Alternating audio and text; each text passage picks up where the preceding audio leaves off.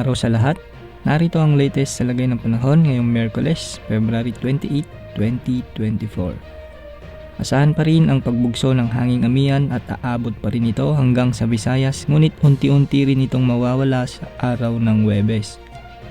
Kahapon ay bumagsak sa 14 degrees Celsius ang temperatura sa Baguio City, samantalang 15 degrees Celsius naman sa La Trinidad, Benguet. Dahil naman sa epekto ng easterlies, naging maalinsangan ang panahon kahapon sa may Calapan City na umabot sa 41 degrees Celsius ang naitalang heat index ng Pag-asa.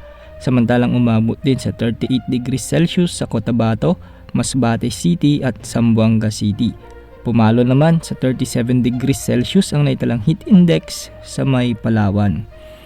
Magiging mainit naman ang panahon ngayong araw sa Mindanao, ngunit may mga pag-ulan pagsapit ng hapon sa may Davao Region at ilang bahagi ng Caraga.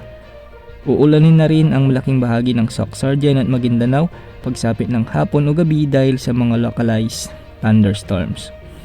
Sa Visayas maghapong mainit ang panahon, ngunit posible ang mga dadaang mahinang pag-ulan pagsapit ng hapon sa ilang lugar kasama ng Palawan at Kalayaan Islands. Sa Luzon, posible ang mahinang ulang dala ng amihan sa silangang bahagi ng Cordillera Region, Cagayan Valley, Aurora, Quezon at Bicol Region. At sa Metro Manila ay mababa naman ang tsansa ng pag-ulan buong maghapon ngayong araw. Malinis naman ang mga kalangitan sa loob at labas ng ating Philippine Area of Responsibility at wala tayong inaasahang bagyo hanggang sa mga susunod na araw. Maging alerto sa init na dala ng El Nino at easterlies.